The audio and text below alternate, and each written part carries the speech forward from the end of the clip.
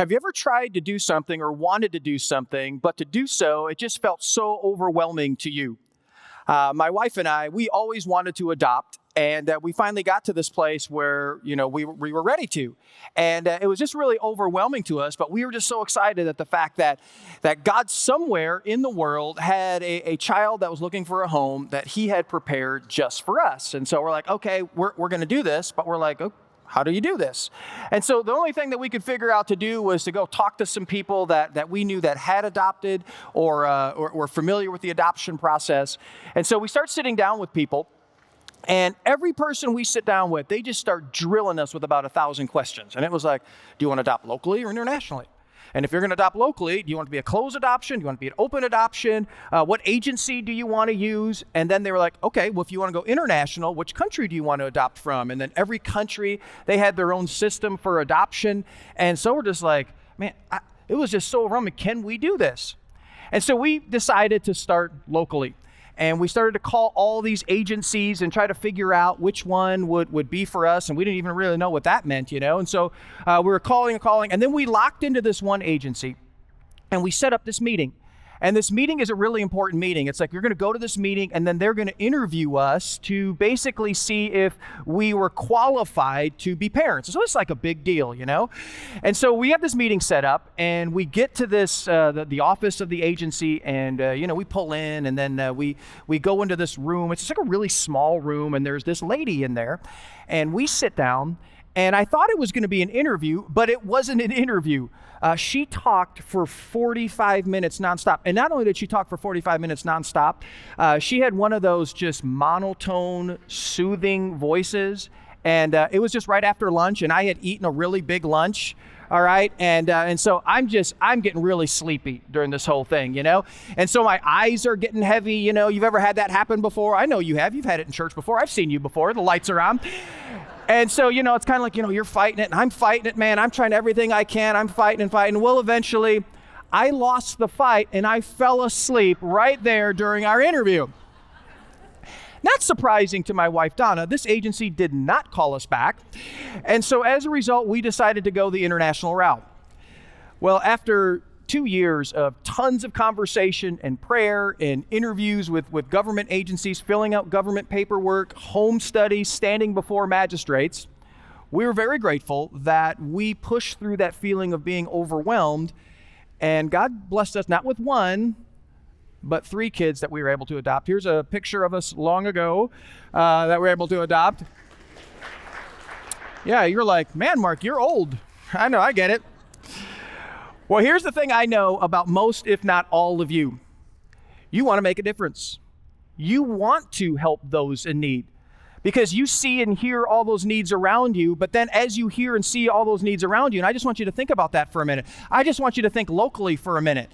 I mean, you hear and see needs. It's like, okay, people need food and they need clothing. You got homelessness is on the rise. You got drug use is on the rise. And that's just locally. But then you think internationally. And internationally, it's like, there's wars going on. There's extreme poverty. There's sex trafficking, amongst other things. And it's like, we hear those needs. And it's just like, man, there's so many of them. We feel so overwhelmed. It's like, well, what difference can I really make?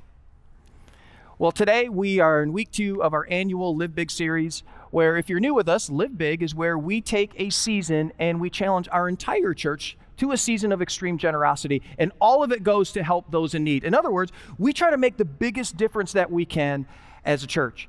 And there are 3 components that make up the journey that we call Live Big. There's the give piece, and the serve piece, and the love piece.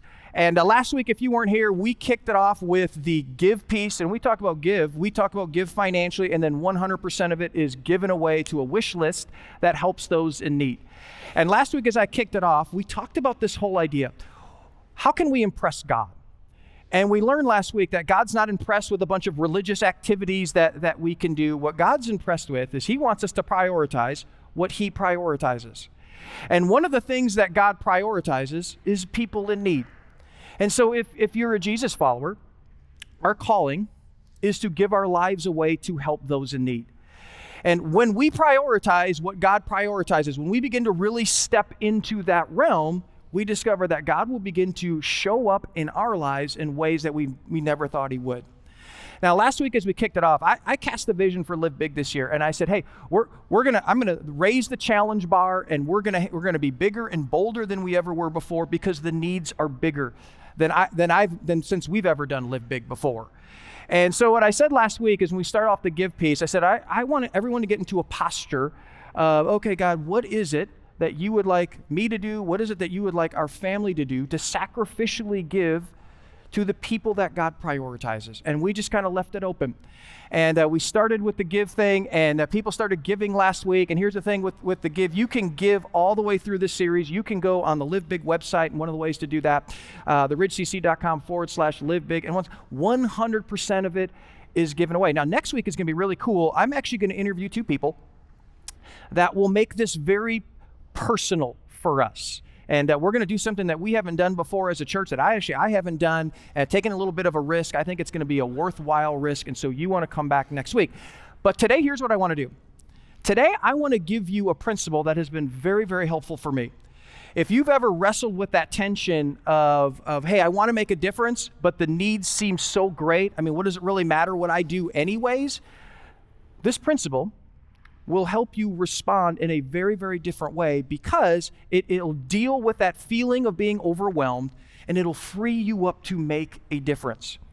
Now, one of the places we see this principle play out is in a parable that Jesus told, and it's his most popular parable. It's the parable of the Good Samaritan. Now, even if you're not a Jesus follower, you've probably heard this before, because you've used the phrase. You know, someone got into a car accident, and someone pulled over on the side to help them out. And what did we say about them? We said, oh, yeah, hey, they were a good Samaritan. And so here's what we're going to do. We're going to look at the entire parable. Here's where it all starts, though. It says this: on one occasion, an expert in the law stood up to test Jesus. "Teacher," he said, "what must I do to inherit eternal life?" Now, we wouldn't say it that way. We might say, hey, what must I do to get right with God? Or what must I do to go to heaven someday when I pass? Now, an expert in the law meant that they were a lawyer. And one of the things that a good lawyer would do is he would never ask a question that he didn't know the answer to. Otherwise, he would look foolish. So this lawyer, he means business. Oh, Thursday night didn't get that either. Ruby and Abraham, you don't get the if I would have said one call, that's all, you would get it, but no one's watching the Ruby Abraham commercial. All right, no more lawyer jokes, I guess. Now, here's the thing. He's not asking because he's curious. He's asking because he wants Jesus to answer, and he's hoping that Jesus will say something that'll discredit him or expose him as a fraud. So Jesus, as we're going to see through this whole exchange, and I think this is like a blueprint for us if you've ever been in a tough decision before, a tough conversation, Jesus is brilliant through this whole thing. And one of the things that he does is that he answers questions with a question. And he does that here. Here's what he says. He says, "What is written in the law? How do you read it?" In other words, he says, you're a lawyer. You're an expert. Hey, you tell me, what do you think?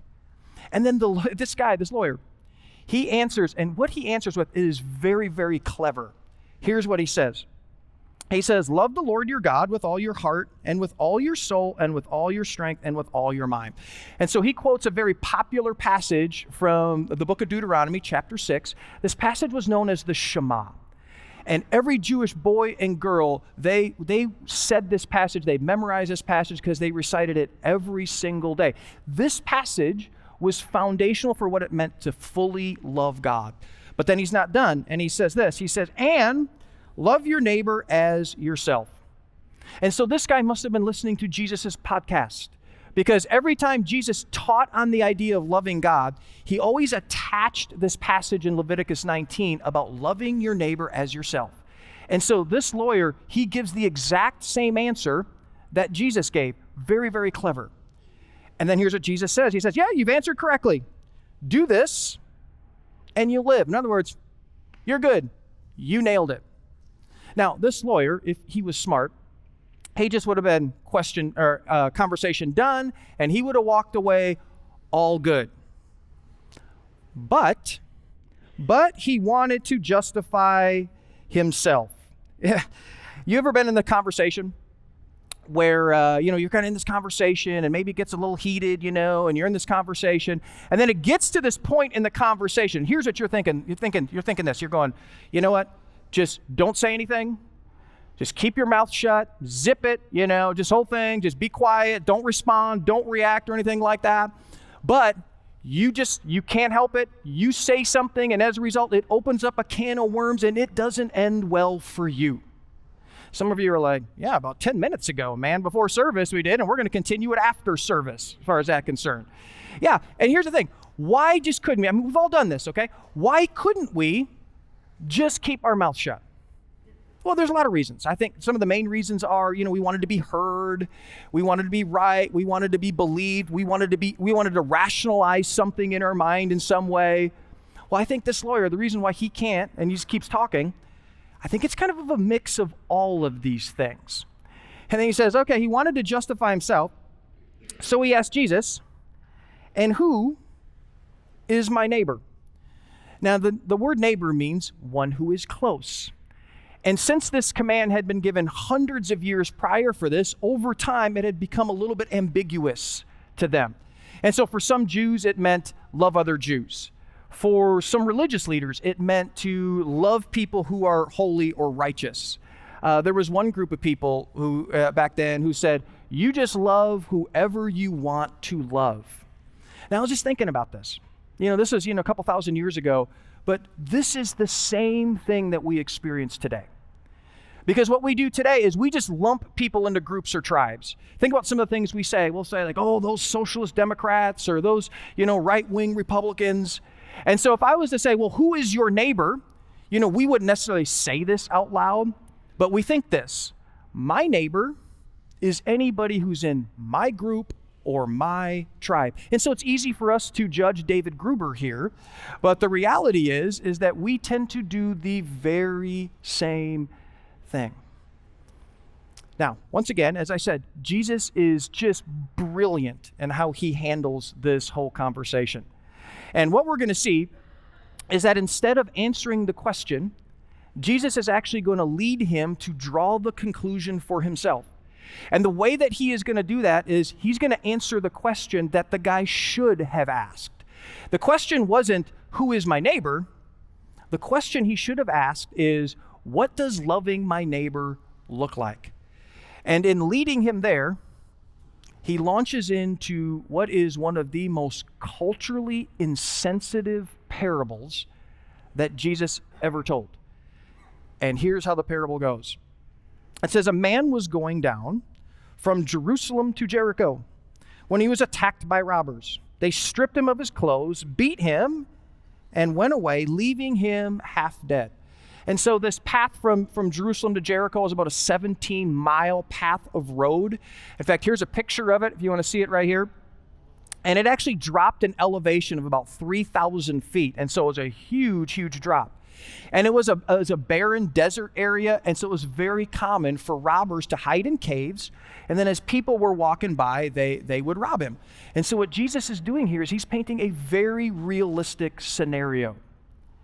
And then he says, a priest happened to be going down the same road. Now those two words, going down, I just want you to kind of file those away because those are really important. A priest happened to be going down the same road, and when he saw the man, he passed by on the other side. So to a Levite, when he came to the place and saw him, passed by on the other side. And so Jesus introduces us to the first two characters as a priest and a Levite. And both were greatly respected in that culture. Both, for the most part, were wealthy, well-educated. And this road from Jerusalem to Jericho, probably a very common route that they would take as they went back and forth from home to the temple. But Jesus gives us this very interesting detail. He says, going down. In other words, they are going down from Jerusalem, where they served at the temple, to Jericho, which is their home. In other words, they are actually leaving the temple. It'd be the equivalent of me saying, hey, a pastor and a worship leader leave church. Now notice that both of them have the exact same reaction to the wounded person that they see on the road. They saw a need, and then they passed by the need. In other words, they see the wounded guy and they do nothing with him. And remember, this is just after they leave church. I kind of equate it to this. Here's what I think about. We've all seen those videos where we've seen someone on the street or a subway and that person's being attacked or robbed, and there's people around them, and the people that are around them are either they're just watching it and they're just standing there, or they're ignoring it and they're videoing it. And here's the thing: this person is being attacked and robbed, and they're doing nothing about it. This is very similar to the scenario that Jesus paints here. Now, it's at this point that Jesus wants us to ask this question regarding where we are in the story.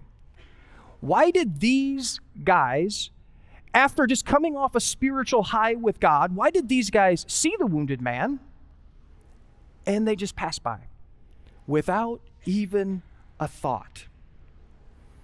Many people think that the two were afraid that if they touched the guy, if he was dead, they would become unclean before God. But Jesus says they were leaving the temple, and so this wouldn't have had an impact on them. There was maybe the thought that, hey, this guy was beaten, and maybe the robbers are waiting for them, and so maybe they were afraid. That could have been a thought. There was also this belief back then that bad things happen to bad people. And so the reason why he was attacked and beaten and left for half dead is because maybe he lived a sinful life. But what's interesting is that Jesus never gives us the reason why. He just tells us that the two saw the guy and they figured out a reason not to get involved. But then our story changes with 3 words. But a Samaritan. But a Samaritan. And what Jesus did here is something that he would commonly do, is he makes the bad guy a good guy. It'd be like this. It'd be like saying, hey, but the Joker, or but Thanos, or but the Emperor, they came to the rescue. There was no deeper racism than between Jews and Samaritans. Samaritans were considered half-breeds by Jews because they were partly Jewish and partly something else. And so Jews hated the Samaritans. We call this parable the parable of the Good Samaritan because of the Samaritan, but they never would have said that.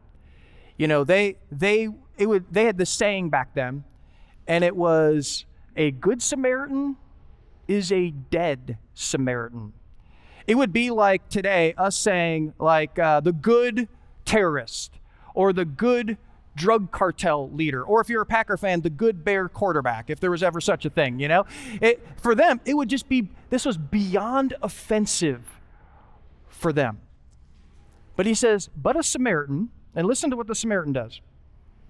As he traveled, he came where the man was, and when he saw him, he took pity on him. Now notice the response of the Samaritan. It was, he saw a need. He didn't pass by, he met the need. And we see in Jesus' parable that there are actually 2 kinds of seeing.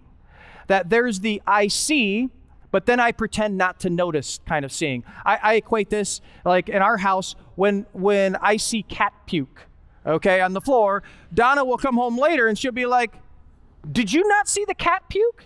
And of course I did. And I'd be like, where? I didn't even notice, you know? There's that kind of seeing, okay? And then there's the I see, and it moves me to do something about it. And we see that that's the Samaritan. And we see just how moved the Samaritan is by what he sees. Jesus says this, it says, the Samaritan went to him and bandaged his wounds, which means he touched him, which you didn't do back then, pouring on oil and wine. In other words, it cost him money. Then he put the man on his own donkey, brought him to an inn, and took care of him. It inconvenienced him. The next day he took out 2 denarii and gave him to the innkeeper. He paid his medical expenses. Look after him, he said, and when I return, I will reimburse you for any extra expense you may have. And now he took a risk because innkeepers were known for extortion back then.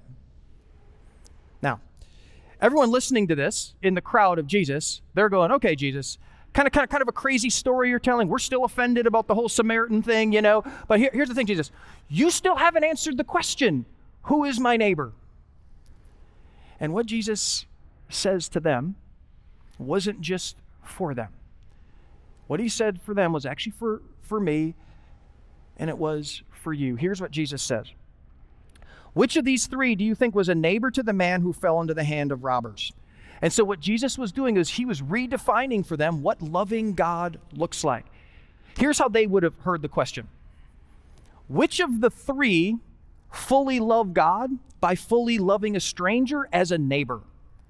Which of the three treated a stranger as a neighbor? And here's what the lawyer says. Well, the one, he can't even say Samaritan. The one who had mercy on him, Jesus told him, okay, go and do likewise. In other words, I want you to follow the Samaritan's example and do exactly what he did, because that's what it means to fully love God and to love a neighbor as yourself. Well, what did the Samaritan do? The lawyer said, well, he had mercy.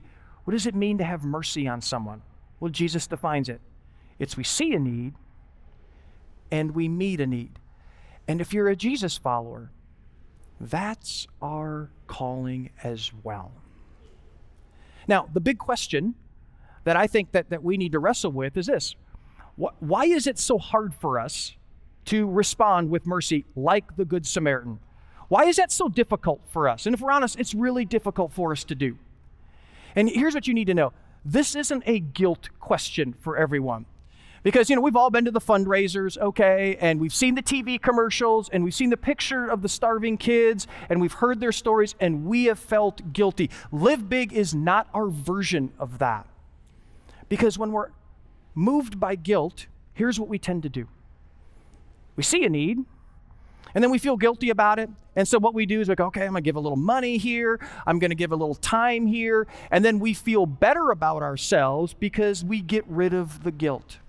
Here's the problem. Anytime we are motivated by guilt, when we're moved by guilt, we don't allow God to do a deep work in our hearts, because the goal of guilt is to get rid of the guilt, not transformation. And so this isn't a guilt question. This is actually a growth question. Because for most of us, if we're honest with ourselves, we do once in a while acts of mercy. I do once in a while acts of mercy.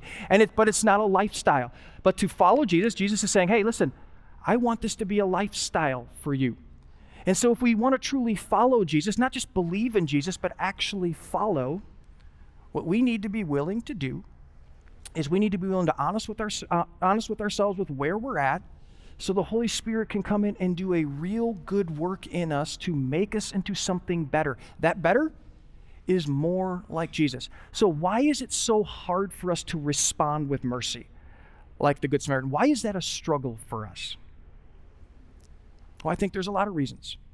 But I think there's one that constantly rises to the top, and it's this. Mercy's just overwhelming. Last week, if you were here, I shared some statistics just regarding just some of the needs in our community surrounding us. And here are some of the stats I shared. There are 70,000 households in 4 cities surrounding our 2 physical locations. Now, there's more than that, okay, but we just picked 4 cities. And in those 70,000, 7,000 households, they live in poverty. In other words, 1 in 10 are living at $26,500 in household income or less. And 20,000 of those households, of the 70, they struggle to provide for the basic needs of food, shelter, and clothing. And so 70,000 and 7 and 20, we hear those numbers, and they are so overwhelming for us that for many of us, we just think, you know what? I'm going to respond very little, or I'm not going to do anything, because the reality is, what good will anything I do help anyone anyways? The needs are too big. And so I want to teach you the principle that I referred to earlier. And this principle is the principle the Good Samaritan did. And this principle, what I love about it, I think it's going to open up your heart to see a need and meet a need, because it's going to put into perspective that sense of overwhelmingness that we feel half the time. Here's the principle. Do for one what you wish you could do for everyone. Do for one what you wish you could do for everyone.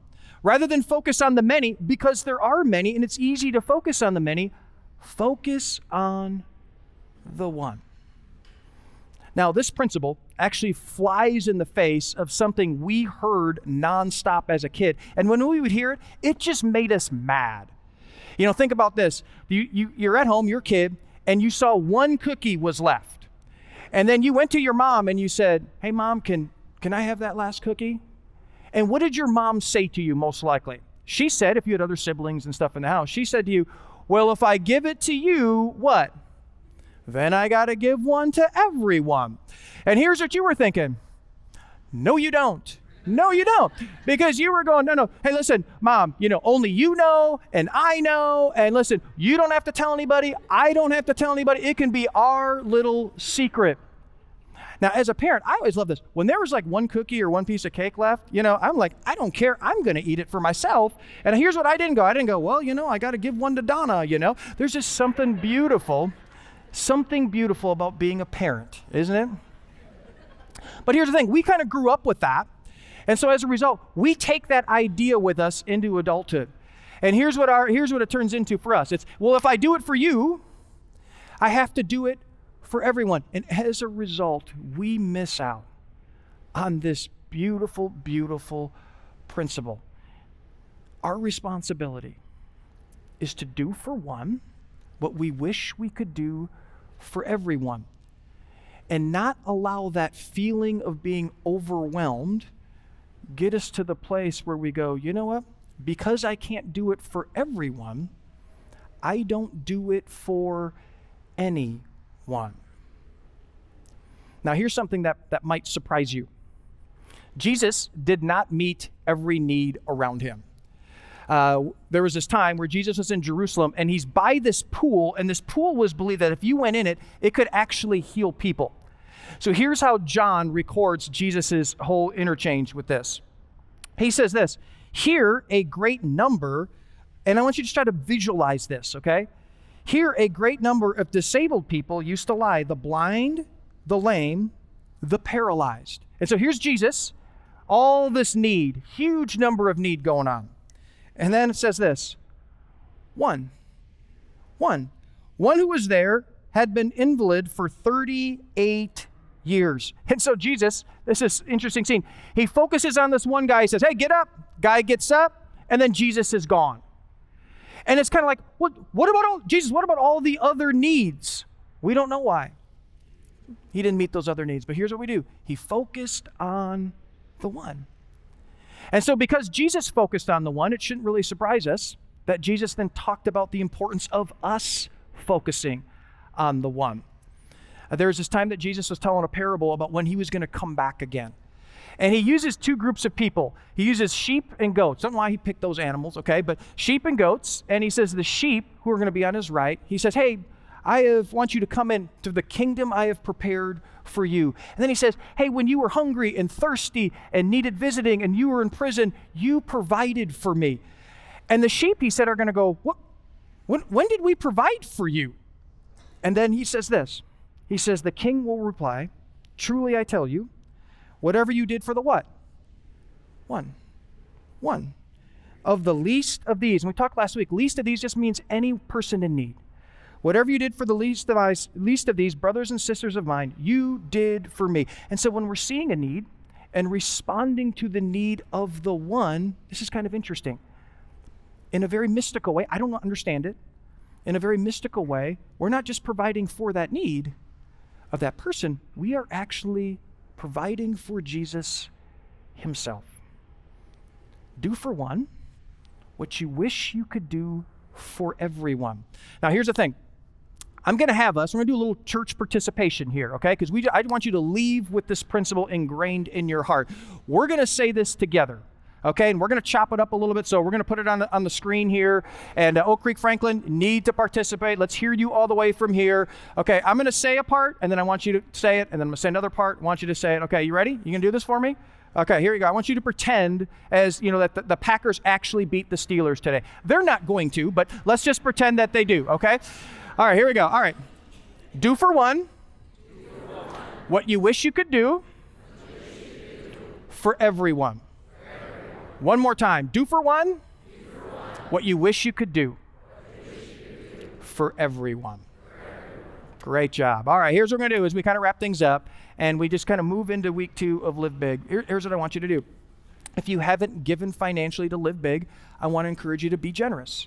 Be generous. We give it all away. You know, it's kind of easy to kind of look at the wish list sort of thing and to go, we have 300,000 on our wish list that we are trying to provide for things in our community that can help those in need. It's like, well, my gift's not going to matter that much. Do for one what you wish you could do for everyone. Here are some ways that you can give on the screen here. Just give however you want. Like I said, you can give all the way through the end of Live Big. Now, today, though, is the serve piece of Live Big. And the biggest opportunity we have to serve is at Winter Wonderfest, where we're going to have over 1,500 kids and their families here. And we're going to get a chance to, for most of them, they're in need. They're going, man, Christmas is not a great time of year for us, but we get a chance to change that. And so to pull that off, we are going to need in between 700 and 800 people that are going to be able to serve to make this just a great event to bless all those wonderful families that are going to be here. And so I want to encourage you, if you haven't, I want to encourage you to sign up to serve. You just, scan the QR code, and there's many different serving options and opportunities for you to do that. If you cannot serve at Winter Wonderfest, there's other options that you can have to serve. But listen, we're going to have 1,500 kids in need here, and there's so many more. But listen, we're going to do for one what we wish we could do for everyone, and all those other needs, we're just going to entrust those to God. You see, this is the kind of church that we want to be, because this is who Jesus has called us to be. I want to close with a story of a one. And this one was a single mom who actually came to Winter Wonderfest last year. Here's her story. So I'm a single mom, got pregnant at 16. I have 5 children, 4 different dads. None of these men are in the picture. I first came to the Ridge at the Christmas Fest, which is Winter Wonderfest. We really enjoyed it. It allowed me to have fun with my kids and not feel any pressure. That was the only time I had attended there. But then we were in the Morgan Grove fire. And if you don't know where that is, that is an apartment complex that's near our Greenfield location that had a massive fire. That we were in the Morgan Grove fire, and people from the Ridge were working with Red Cross at the time and helped us once again. Great job, by the way. I felt like something kept bringing me back. I decided to try a service. Since then, we have been there almost every weekend. I seem to be more happy, and same with my kids. They love going. Every day is a struggle doing everything by myself, but I am grateful for what I'm learning and how to apply it to my brokenness. Looking back, I looked at the Christmas event as a way to get a free gift for my kids, but really I got so much more. Thank you. Without the event, you would have just been a building. Now, I see help and support when I need it the most. Do for one what you wish you could do for everyone. I'm telling you, when that principle begins to take root in your heart, this will keep your heart tender as you see all the different need and stuff going on around us. And this principle will allow you to see things very differently than you do now. You can't meet every need. I can't meet every need. But we can meet the need of the one.